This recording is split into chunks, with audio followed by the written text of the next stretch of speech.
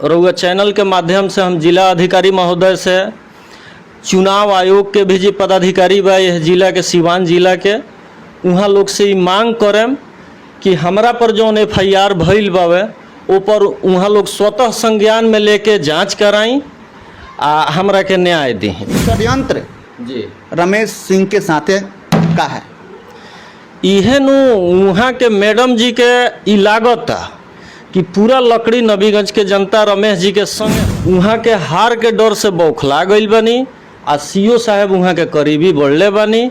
तो तरह तरह के षड्यंत्र रच के हमरा पता लागल बा कि वहाँ के आवे वाला समय में भी हमरा पर प्राथमिकी दर्ज कराएम, FIR कराएम कि केहू रमेश जी में उलझ। नमस्कार, हम बनी अमरजीत कुमार गिरी, रेवा देखतानी भोजपुरिया झकोरा। आज हम पहुंचल बनी सिवान जिला के लकड़ी नबीगंज प्रखंड के मदारपुर में बानी सन और हमरा साथ में बानी लकड़ी नबीगंज प्रखंड के जिला परिषद क्षेत्र संख्या 37 के भावी प्रत्याशी रमेश सिंह जी। रउआ सभे के बता दी कि करीब 2 घंटा पहले फेसबुक पर एगो पोस्ट आइल बा। वो पोस्ट रमेश सिंह के ID से भइल बा। चलता नहीं वो पोस्ट पढ़ता नहीं कि पोस्ट पर का लिखल बा। पोस्ट पर लिखल बा, आपके गलत FIR से हम डरने वाले नहीं हैं। मतलब कि रमेश जी अपना फेसबुक ID पर लिखता नहीं कि आपके गलत FIR से हम डरने वाले नहीं हैं। मैडम, मैं सुना हूँ अंचल अधिकारी महोदय आपके करीबी हैं। मत अंचल अधिकारी कहाँ के? तो लकड़ी नबीगंज के अंचल अधिकारी के आपके करीबी हैं। आप जो साजिश के तहत मुझे फंसाने का प्रयत्न किए हैं, मैं न्यायालय में अपना पक्ष रखकर सच्चाई जनता के सामने लाऊंगा। क्या CO साहब? अब CO साहब से सवाल यहाँ के लिखा था। हालांकि पूरा घटना के बारे में का के लिखले बाई, कैसन बात बाई का रमेश जी हमरा दाहिने बगल में बैठल बानी, पूरा बातचीत करे। पहले पढ़ के सुना देता नहीं। CO साहब से सवाल यह करता नहीं कि क्या CO साहब, बाढ़ में जब पूरा प्रखंड डूब गया था तो मैं आपके खिलाफ आंदोलन किया था तो आपको और मैडम को भी बुरा लगा था। क्या मेरा आगे बढ़ना, सामाजिक सेवा में मेरा लोकप्रियता, सर्व समाज के लिए आवाज़ उठाना आपको इतना बुरा लग गया कि आप इस स्तर तक उतर गए? क्या आपसे जनहित के मुद्दे पर सवाल करना, जनहित के समस्याओं से अवगत कराना गलत है? आगे लिखा था नहीं, अगर आपके नज़र में ये गलत है तो ये कार्य मैं निरंतर करता रहूँगा और आपके हर चाल को विफल करूँगा। अपने हार के डर से आप बौखला गई हैं, थोड़ा धैर्य रखिए। अब यहाँ के लिखा था नहीं, केकरा के लिखा था नहीं, यहाँ के खुद बताए। और मैं लकड़ी नबीगंज के देवतुल्य जनता से आग्रह करता हूं कि आप मेरे बातों को समझें और मुझे न्याय दिलाने में मदद करें।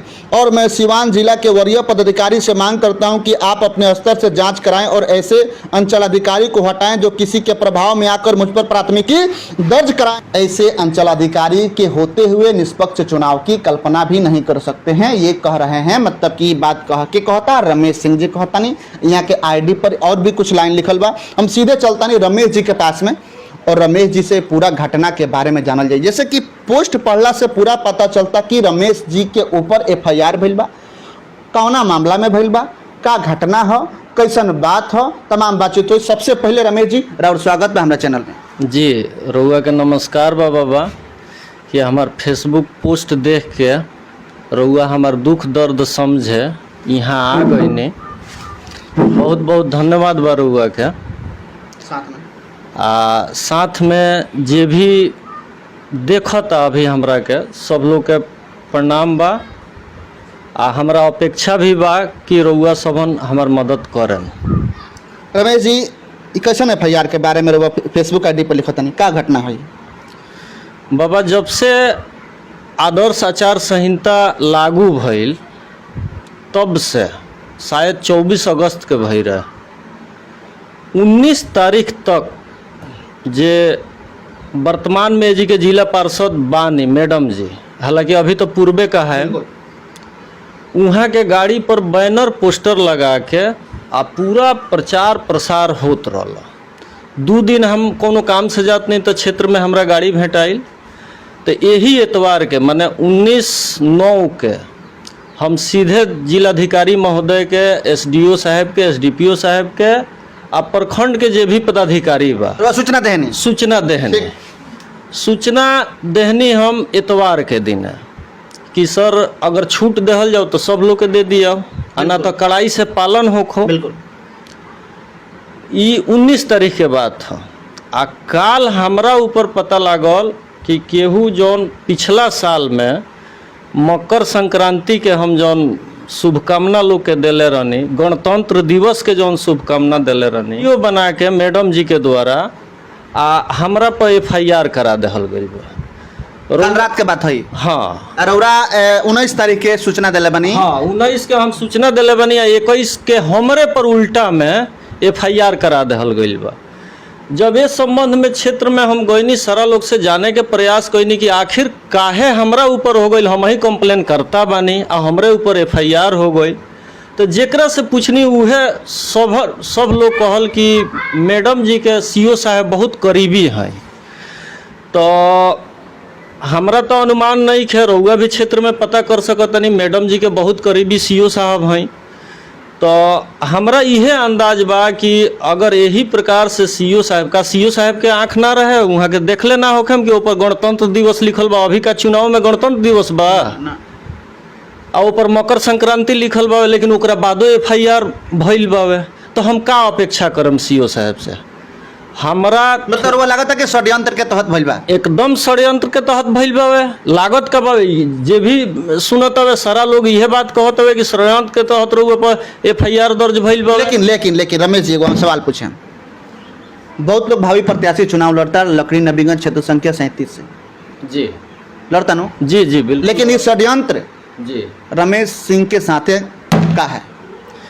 इहे नु वहाँ के मैडम जी के ई लागत कि पूरा लकड़ी नबीगंज के जनता रमेश जी के संगे बावे। वहाँ के हार के डर से बौखला गई बनी आ CO साहब वहाँ के करीबी बढ़ले बनी। तो तरह तरह के षड्यंत्र रच के हमरा पता लागल बा कि वहाँ के आवे वाला समय में भी हमरा पर प्राथमिकी दर्ज कराएम, FIR कराएम कि केहूँ रमेश जी एमे उलझ जास।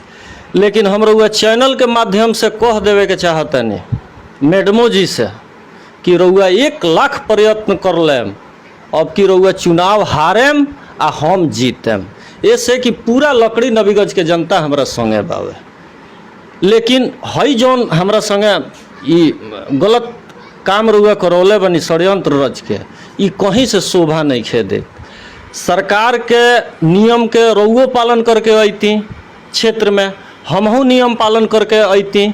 हम जंग बानी अभी नियम पालन करतनी, तो जनता के समक्ष दोनों पक्ष अपन बात रखी, जेकरा जे निमन बुझाई तो उहे जनता वो व्यक्ति के वोट दी। बिल्कुल। तो एमे केस करवा के हमरा के डिस्टर्ब करे वाला ई बात मने रउआ दिमाग में कहाँ से आई? तो ई सब रउआ कुछ भी करम, हम हार नहीं खी माने वाला। कई गो व्यक्ति के सवेरे से एक बार तक फोन आ गई क्षेत्र से कि रमेश जी रउआ मत घबराएम, अब की रउआ संगे हर एक क्षेत्र के जनता बावे आ मैडम जी के जितना FIR करवावे के बा रउआ खिलाफ वहाँ के करवाई। क्षेत्र के जनता फोन करता। जी जी सवेरे से लगातार हमारा मोबाइल पे फोन आ रहा। देखी बाबा, जब लकड़ी नबीगंज प्रखंड में बाढ़ आयल तो सारा लोग डूब गई बाबा। बड़ा गजन भइल, गजन के ओर लाग गई रहे बीच में। हाँ, तो CO साहब के बराबर हम फोन करी कि ये CO साहब सब लोग के बचा ली। CO साहब फोन ना उठाई, मैडम जी क्षेत्रे छोड़ के गायब रहनी। अब मजबूर हो के हम मदारपुर NH 101 पर हम आंदोलन पर बैठ गईनी आ रास्ता जाम कर देने। आ जे वर्तमान में जिला पार्षद रह चुकल बनी वहाँ के खिलाफ आ CO साहब के खिलाफ ही वो आंदोलन रहे, ऐसे कि उहे दूगो जे व्यक्ति बा वही लोग के आपदा विपदा में क्षेत्र के जनता के साथ देवे के बावे। तो CO साहब फोने ना उठाई आ मैडम जी क्षेत्रे छोड़ के गायब रहनी। ओकरे टीस बाबा हमरा से निकालल जाता है, दूसर कुछ ना। लेकिन रमेश एक और सवाल बा, फिर से हम ओकरा के एक घटना के कुरेदल जमत कर लेके फिर से उठाएम लकड़ी से। 19 तारीख के रउरा मैडम के जौन आचार संहिता उल्लंघन हुआ कहता नहीं कि वहाँ के करत रहने। 19 तारीख के केकरा कौना कौना पदाधिकारी के सूचना देनी? हम प्रखंड के सीओ साहब के, सबसे पहले सीओ साहब के ही, बीडीओ साहब के भी देहनी, जे हमनी के थाना प्रभारी जी बानी सूरज प्रसाद जी, उहों के भी देहनी, एसडीपीओ साहब के, एसडीएम साहब के महाराजगंज, आ सिवान हमनी के डीएम साहब के जे जिला पदाधिकारी महोदय बानी, उहों के भी हम सूचित कर 19 तारीख के 19 तारीख के यही महीना में, जी यही महीना में 19 तारीख के जी, सूचना दिले बानी कि 2 दिन पहले कि वर्तमान में जे एजी के रहल बा 5 साल जिला पार्षद ओकरा द्वारा आचार संहिता के उल्लंघन होता। जी जी ई ओकरा दिले बानी सूचना, ओकरा 2 दिन के बाद हमरे पर उल्टा में FIR, ये तो उल्टा हो गई। जी बिल्कुल उल्टा हो गई। हम रउआ चैनल के माध्यम से हम जिला अधिकारी महोदय से, चुनाव आयोग के भी जी पदाधिकारी बा यह जिला के, सिवान जिला के, वहाँ लोग से मांग करें कि हमरा पर जौन FIR भइल बावे ऊपर वहाँ लोग स्वतः संज्ञान में लेके जांच कराई आ हमरा के न्याय दी।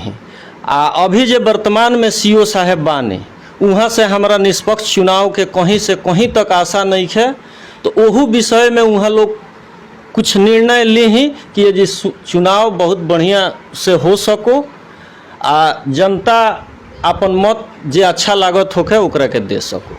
रमेश जी, ये पूरा जोन FIR भइल बा रउआ कहतनी के षड्यंत्र के तहत भइल बा, इशारा रउआ आरोप लगावतनी एजी के जे 5 साल जिला पार्षद रहल बा मेनका रमन के ऊपर रउआ आरोप लगावतनी। आरोप नहीं खे बाबा, ये पूर्ण रूप से सच्चाई बाबा।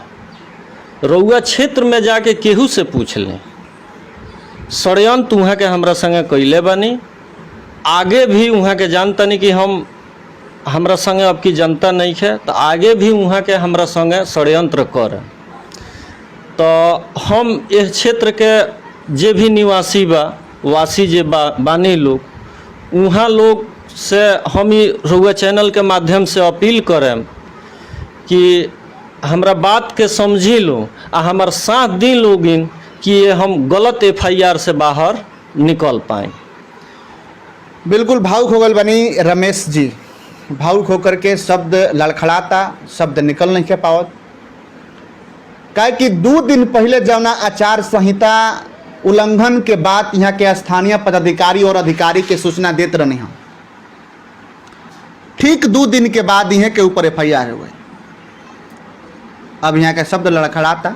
हालांकि रमेश जी ये बात कहता नहीं कि आसपास के जनता, हमारा क्षेत्र के जनता लगातार हमरा पास में फ़ोन करता और कहता कि रमेश जी रउरा घबराए मत, हमने के रउरा साथ में बने सन। कहाँ तक लकड़ी नबीगंज प्रखंड के जिला परिषद क्षेत्र संख्या 37 के जनता साथ दे पाई, तो आवे वाला समय बताई, वक्त बताई। फिलहाल रउआ सब के बता दी कि रमेश सिंह के ऊपर जौन की भावी प्रत्याशी बानी जिला परिषद क्षेत्र संख्या 37 के प्रखंड लकड़ी नबीगंज जिला सिवान, यहाँ के ऊपर FIR करा दिहल गइल बा, जैसे यहाँ कहतन कि करावल गइल बा। और न्यायालय में जाई मामला, न्यायालय में यहाँ के बात भी फेसबुक पर लिखा था कि न्यायालय में मैं जाऊँगा और सच्चाई जनता के सामने लेकर आऊँगा। तो चलिए लगातार हमने के बनल बानी सन, हमने के फेसबुक पोस्ट देख के रमेश जी के ID पर पहुँच रही सन कि रमेश सिंह से बात हो को कि आखिर ये जौन पोस्ट फेसबुक पर लिखल बा सच्चाई का बा। लगातार बनल बानी हम ग्राउंड रिपोर्ट पर, सच्चाई और हकीकत के साथ भोजपुरिया झकोरा रिपोर्ट पर लागल बा। गली में, नली में, रोड पर, खेत में भोजपुरिया झकोरा आम जनता के आवाज़, जे शोषित बा, जे पीड़ित बा, जकरा के समाज में परेशान कल जाता, जकरा ऊपर शोषण होता, जकरा के दबावे के प्रयास कल जाता, वो तमाम जनता के आवाज़ उठावे के लगातार हमने के प्रयास करते सन। आज रनिया फिर से बता दी कि सिवान जिला के लकड़ी नबीगंज प्रखंड के मदारपुर में कैमरा के पीछे हमारे सहयोगी अंशु कुमार के साथ। धन्यवाद।